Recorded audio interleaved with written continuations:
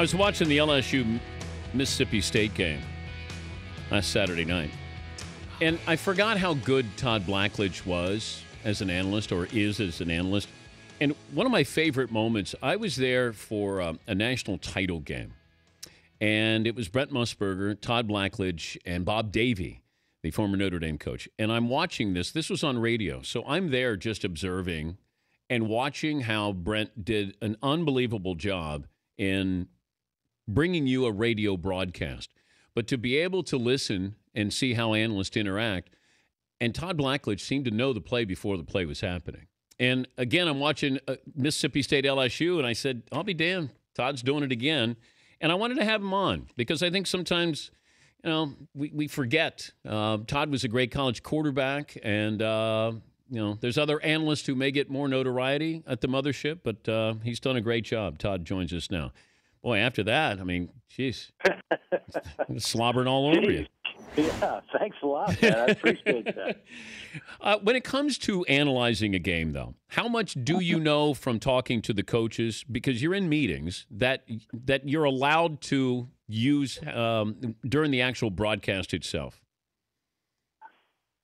Well, it's kind of a combination of things, Dan. I watch a lot of film on my own. Of course, it's not called film anymore. It's all on my iPad, and everything's digital. But I watch a lot of coaches' tape leading into the game. We talk to coaches. Some guys are very forthcoming. Some guys, they're so paranoid that they don't want to say anything. And so you get a mixed bag with that.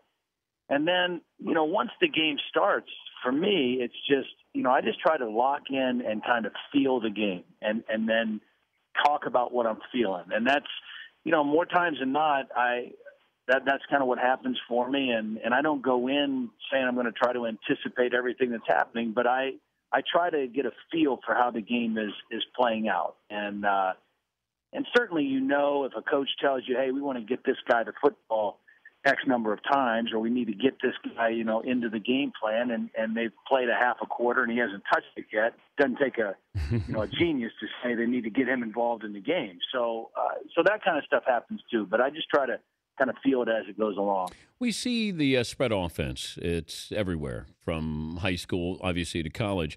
But right. If you look at some of the teams that are great teams, powerhouse teams, Alabama doesn't have a spread offense. Michigan State doesn't. Stanford doesn't. Will we see more teams? Is that an advantage for them? Not only being good teams, but they're doing something different than these other teams are. Yeah. Well, I think you're seeing a little bit of both. I mean, Alabama will have parts of their offense and parts of games where they will do spread-type things. Michigan State the same way, but not wholesale like in Oregon, let's say.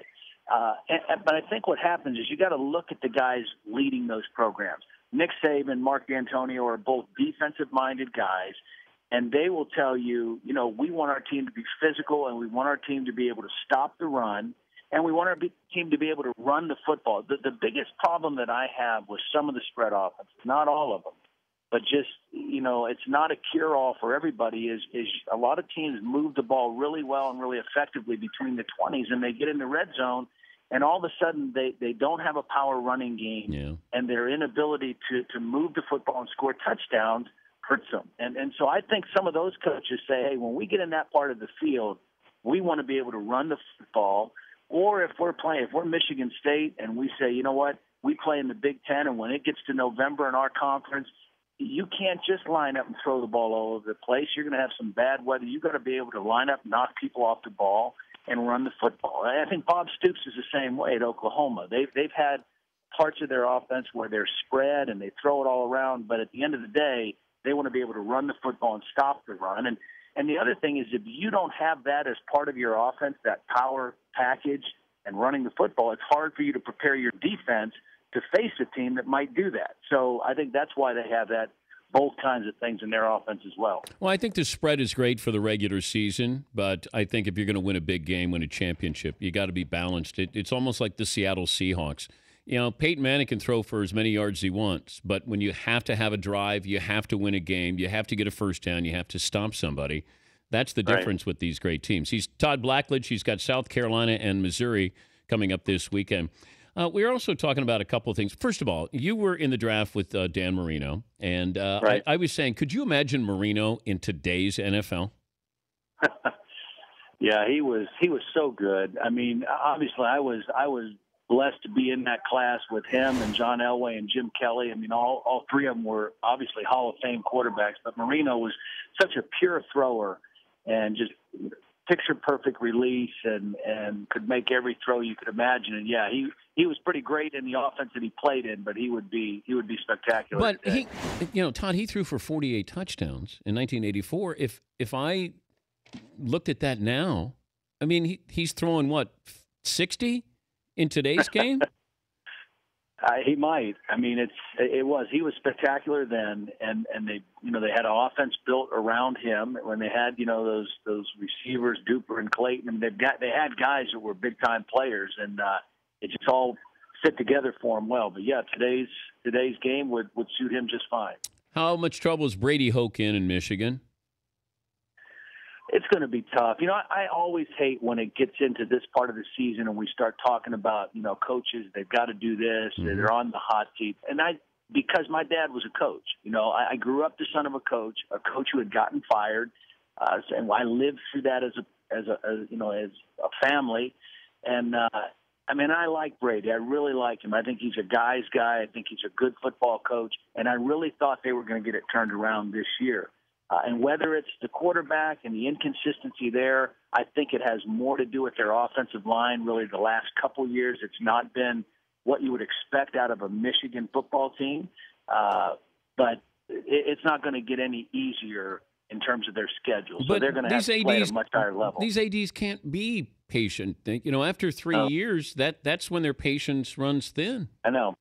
Well, I know, and things have changed like that. We had Frank Beamer a couple weeks ago, and I think he had a losing record in maybe his first 6 years or 5 of his first 6 years, and they stuck with him. And you will never see that again. That's never going to happen in college football anymore. And it is a much more what have you done for me lately, and with coaches getting paid what they get paid now, you can understand why that expectation is there. But I still don't like it. Again, being the son of a coach, I just hate to see guys get fired because and then have people talk so flippantly about, well, he should get fired, or they need to get rid of him and find someone else, because it's not just his family, but it's a whole group of assistants and support staff and their families that are affected by that as well.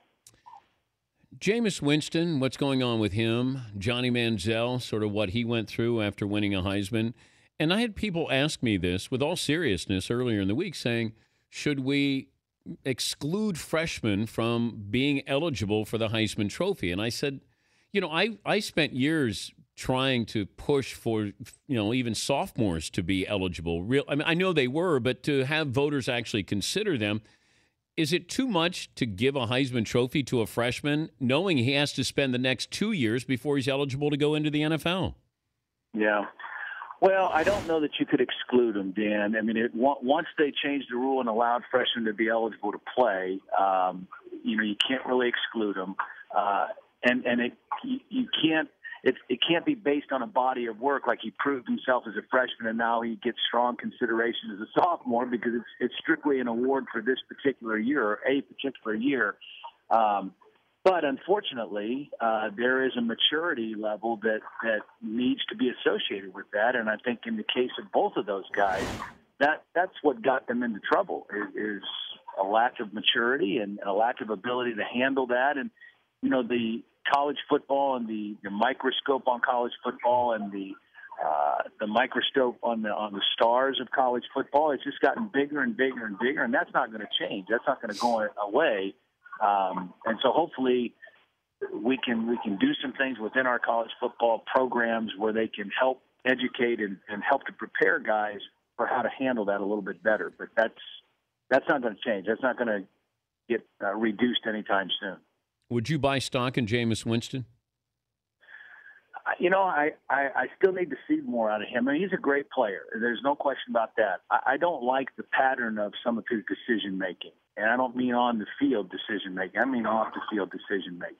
And, I'm a firm believer. My wife and I have 4 boys, and we've constantly stressed with our boys to whom much is given, much is required. And I believe in that principle very much. And I think that, that Jameis Winston needs to recognize that and understand that. And he can't be like everybody else. But Florida State's got to understand that too, Todd. I think it's also the team, the university.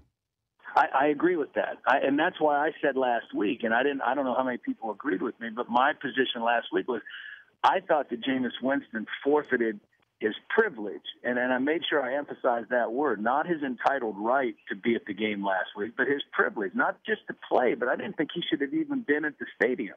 I thought that he should have had to stay home and realize, the predicament that he put his team in, rather than have him there on the sideline and let him try to help and encourage the rest of the team. To me, that was wrong and didn't send the right message or a strong enough message to the kid to say, hey, look, you can't do the things that you did because you put not just yourself in harm's way or in a difficult situation. You put the other 104 guys on this team in a really difficult spot. Good to visit with you as always, and have fun with the head ball coach. With Oh, yeah, he's always a blast. I'm sure he'll be fun to talk to tomorrow. I said that you have to bring back that show, Coach, and make it about Steve Spurrier instead of Hayden Fry. I think he is entertaining as can be. Those press conferences are must-see TV. Yeah, they're good stuff, especially when his defense is playing the way they're playing right now. It's classic right now. Safe travels, Todd. Thanks for joining us. Okay, Dan, thanks. Good to be with you. All right, that's Todd Blackledge, ESPN college football analyst.